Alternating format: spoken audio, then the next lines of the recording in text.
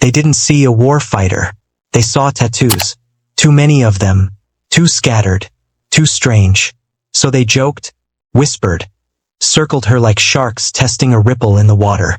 One of them asked, "Why so many tattoos, sweetheart? You run out of skin or just run from something?" They didn't know what they were touching, because those marks weren't decoration. They were a record of blood, of failure, of survival. And by the time they found out who she really was, what she had survived, what she had led, what those tattoos had mapped into her skin, it was too late to take the words back. Now, before we show you the moment the entire room stood still, and the truth behind the kid's drawing, one Marine mocked, drop a comment telling us where in the world you're watching from. Tap like if you stand with silent strength. Subscribe with the bell icon so you never miss these stories. Because today's lesson, respect isn't earned by how loud you are. It's earned by what you carry that no one else can see. The training hall didn't look like much from the outside. Tan cinder block walls, fluorescent buzz, an American flag pinned between two dusty whiteboards. But inside it was packed. 40 recruits, raiders, rangers, junior SEALs, even a few Air Force controllers sat shoulder to shoulder on aluminum benches, all mid-20s carved out of gym steel and caffeine. The kind of guys who max PT tests in their sleep and had the attitude to prove it. They were here for a Joint Forces Symposium, an interbranch survival lab led by someone with operational experience, whatever that meant. The real instructors hadn't arrived yet, so the room had drifted into relaxed banter, side bets, and low-grade posturing. That's when Jackson noticed her. She was sitting dead center, 2 rows up, small frame, compact shoulders, no rank insignia, plain black PT shirt. She hadn't spoken a word since arriving. Her head was tilted slightly down as she laced one boot tighter, methodical and quiet. But it was the tattoos that caught attention. They crawled up both arms like vines, thick line work, jagged shapes, faded foreign symbols, constellations, primitive lines that looked almost burned into place. No artistic flourishes, no aesthetic intention, just too many. Messy, aggressive, weird. Jackson elbowed his buddy and smirked. Looks like a sticker book. Another Marine behind him chuckled.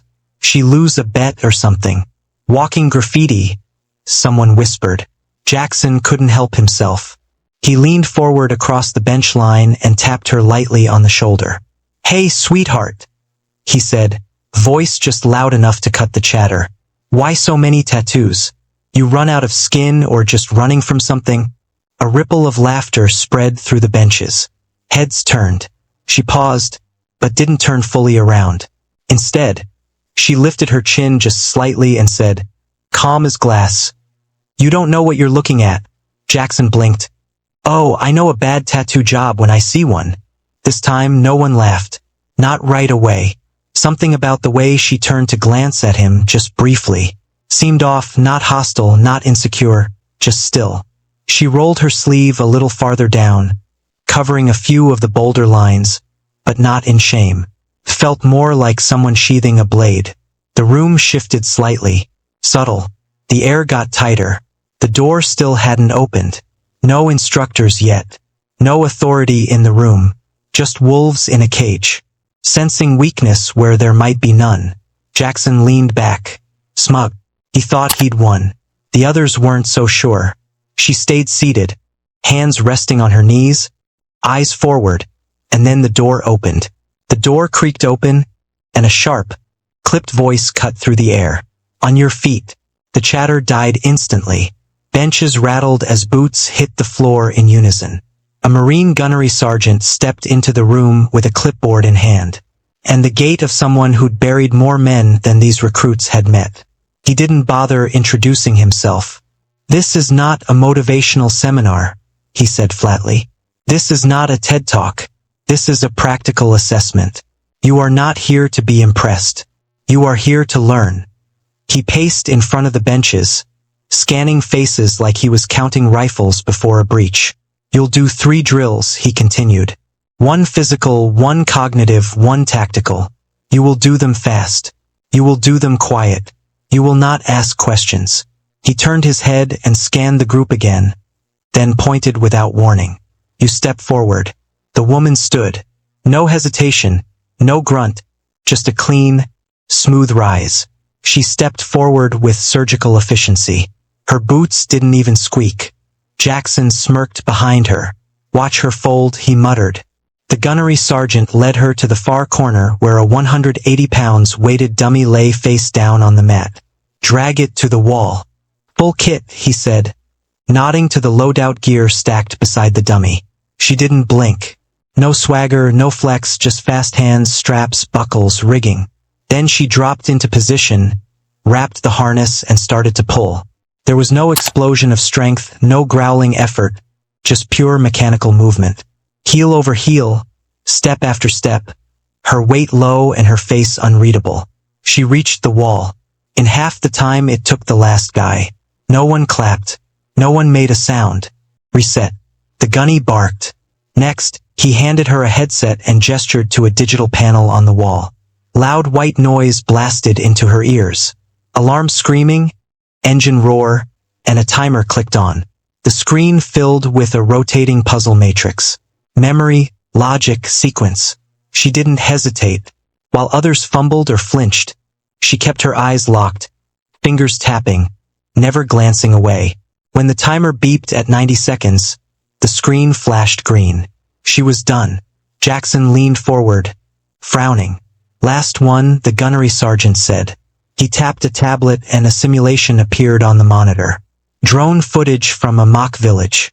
Identify the entry flaw. 60 seconds. She stood still for 5, then said, "Northwest approach. Overgrown trail. Slight tire compression.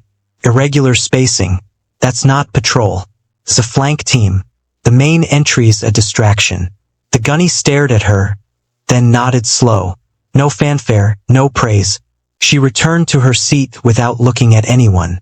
Jackson leaned toward his buddy, whispering, "She thinks she's special forces or something." Without turning, she spoke, "I don't think anything. I know what I've done."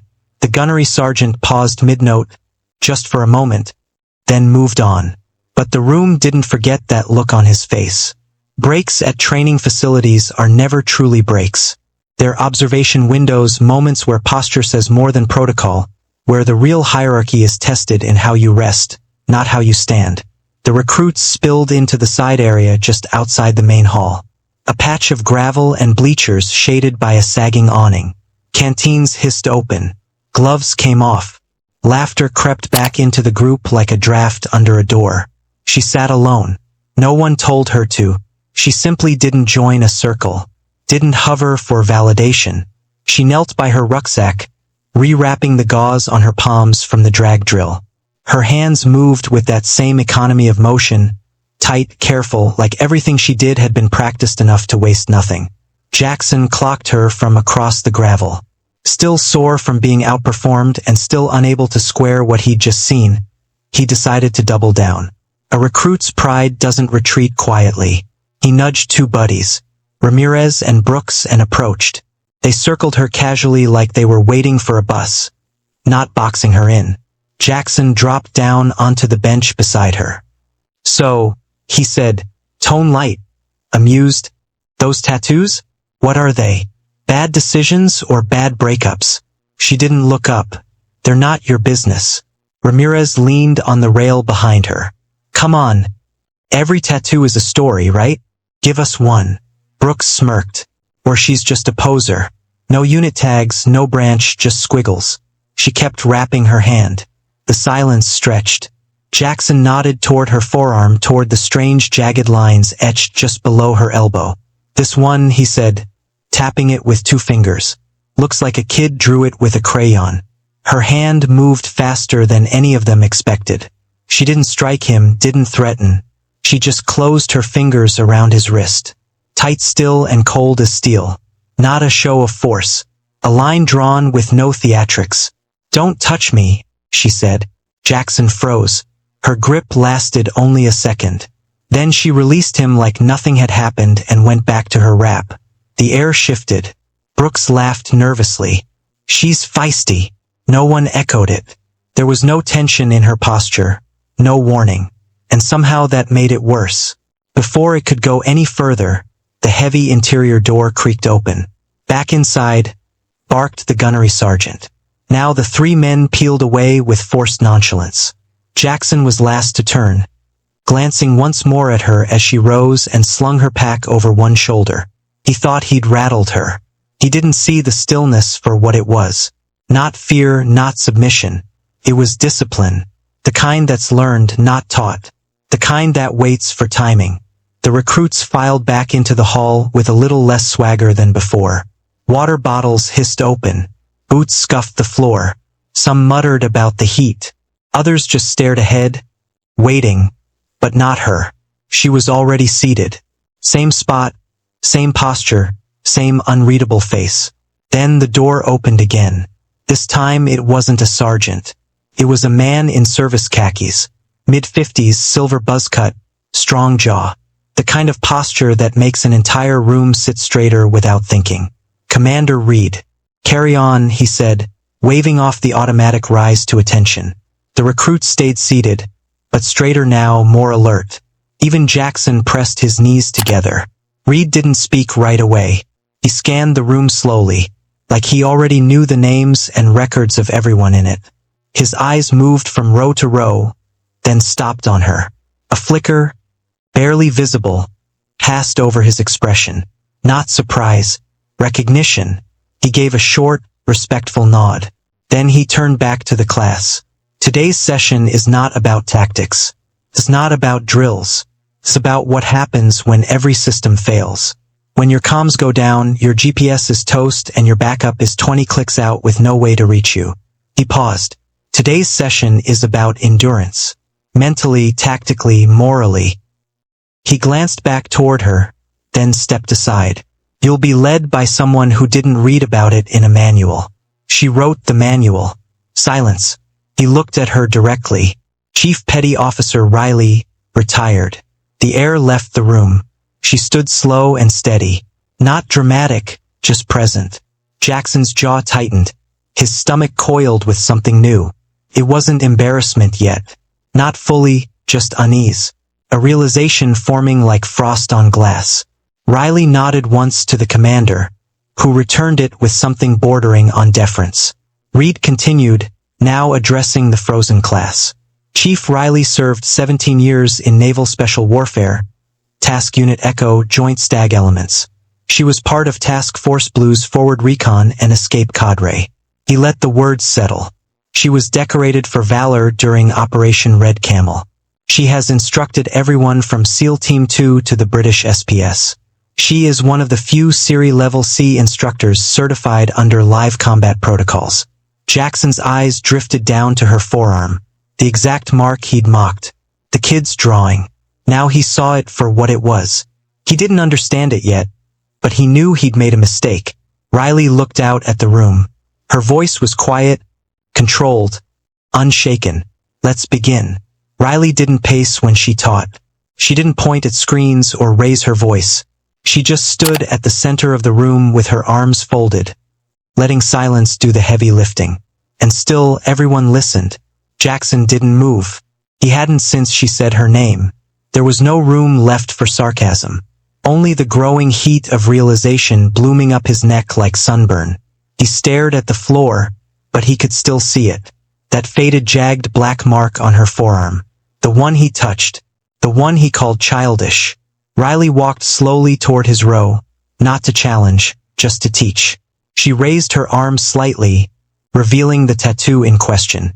Blackened edges smeared by time, curved lines like half a map scrawled by someone mid-stumble. You called this one ugly, she said, voice low but clear. You were right. Jackson looked up. It was drawn with charcoal, scratched in with a field knife on the third day of a hostage recovery in a coastal village in southern Luzon. We'd landed under cover of a monsoon. Radios were compromised by salt water. GPS fried.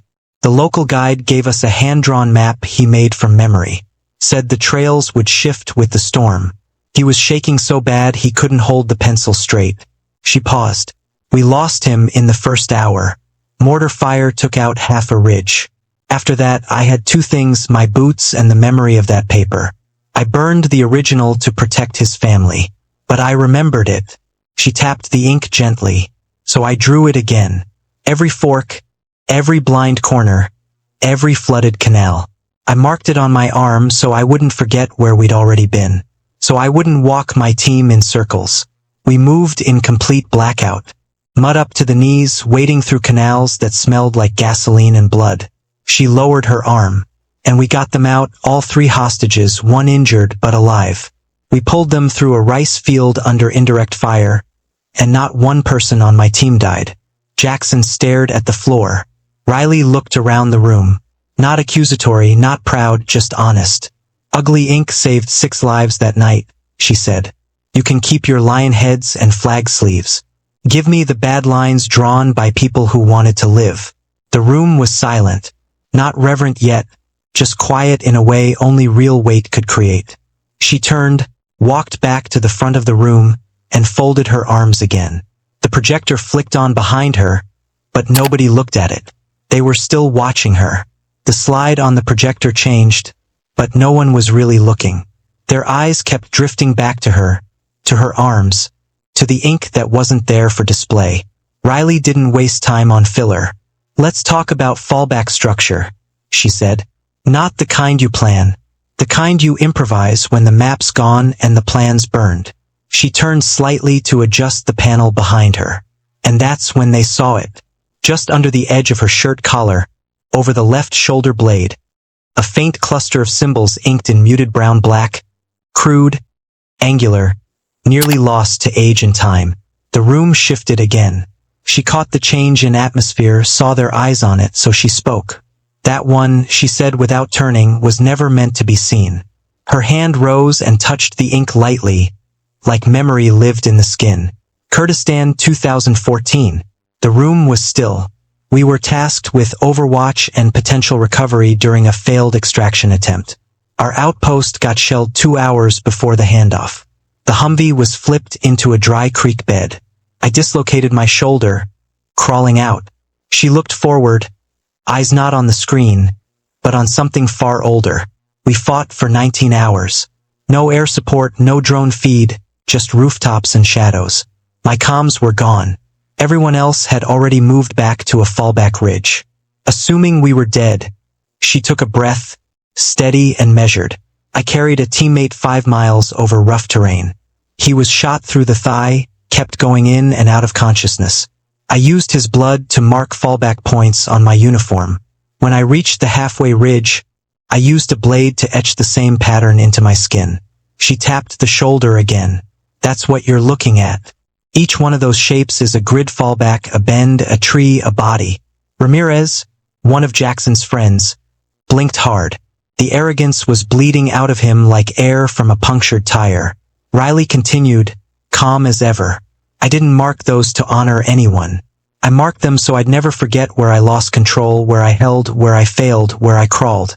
The silence that followed wasn't uncomfortable. It was something else. Pause born from impact, not awkwardness. Then she added almost quietly, tattoos aren't decoration. They're navigation, they're confession. They're the parts you can't put in a report. She turned back to the screen, but no one was looking at the simulation. Not anymore. They were staring at the ink just barely hidden by her collar. And for the first time since they walked into that room, not one of them was thinking about how many tattoos she had. They were thinking about how much they didn't understand. Commander Reed stepped forward again, sensing what had shifted, but not interfering with it. She won't tell you this, he said, voice low but firm. But I will. Riley said nothing. She stood off to the side now, arms folded again, letting the silence speak for itself. Reed continued. Chief Riley once went 72 hours without sleep or food during an evasion exercise in the Mojave. Not training, not simulation, real-world asset protection. She did it with a fractured ankle and a heat index of 115. He stepped across the front of the room slowly, letting the weight of each word settle. She once led 3 hostages barefoot through a minefield laced with broken glass. One of them had been shot. She didn't raise her voice once, didn't panic, just moved. Somewhere behind Jackson, a pen fell off a desk and clattered to the floor. No one moved to pick it up. Reed turned and looked back toward her, then addressed the room. She's trained SEAL candidates twice her size, Rangers with 10 confirmed deployments, Marines who thought they already knew pain, and she did it without screaming, without pushing, just with presence. Jackson didn't lift his eyes. Neither did Ramirez or Brooks or any of the recruits who'd smirked and joked earlier. The energy in the room was different now. Not fear, not reverence, just the quiet recalibration that happens when a crowd realizes they were in the presence of someone they thought they understood and didn't. Riley hadn't gloated. She hadn't said a word about respect. She didn't need to. Her restraint was more commanding than any flex of rank or muscle could have been. She looked around the room now, slow and even. "I'm not here to impress you," she said. "I'm not here to be liked. I'm here to teach you how to stay alive when your strength fails." Her tone never changed. She didn't lean into it. She just said it like a statement of weather. "You'll all hit that moment. Maybe not today. Maybe not this year, but it will come. And when it does, your biceps won't matter. Your loadout won't matter. The only thing that'll matter is whether your head and your heart can stay upright when everything else falls." No dramatics, no theatrics. She turned to the projector. The next segment began. Let's talk psychological failure. Starting with stress decay at hour 36. Nobody blinked. They just listened. And the girl with too many tattoos. No one saw the ink anymore. They only saw the weight behind it. The session ran another 40 minutes, but no one checked their watch. Not even once.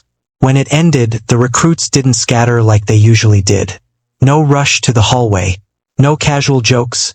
Just the soft scrape of chairs and the sound of shifting posture. As if they were standing in the presence of something fragile they didn't want to break. Riley packed her gear in silence. Just a small worn duffel and a notepad. Nothing else. She moved with the same quiet precision she carried through every second of instruction. Then came the voice behind her. "Chief Riley." She turned. Jackson stood there, shoulders squared, jaw locked. But his voice didn't carry the same tone as before. It wasn't arrogance. It wasn't embarrassment either. Just the weight of someone who'd seen the gap between what they thought they knew and what was real. "I'm sorry," he said. "I misjudged you." Riley studied him for a second, not harshly, just measured. "You judged the paint," she said, her voice level. "Not the steel underneath." He nodded. His hands were at his sides, fingers twitching slightly. "I didn't know who you were."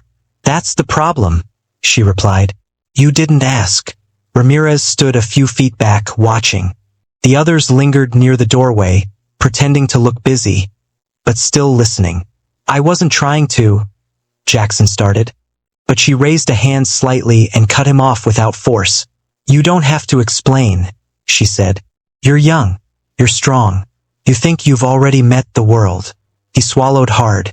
"But here's the truth," she added. "This job doesn't care how fast you are, or how charming or how clean your record is. It cares how you respond when you're stripped down to nothing but decision and instinct." She stepped forward once, just close enough that her words landed without volume. "And the moment you stop respecting the people beside you, the moment you assume the loudest ones are the strongest ones, you put someone else at risk, maybe your teammate, maybe a civilian, maybe yourself." Jackson didn't respond. He couldn't. She didn't look away. "You'll learn or you won't," she said. "But if you plan to walk into rooms like this again, you better start looking at what people carry, not what they show."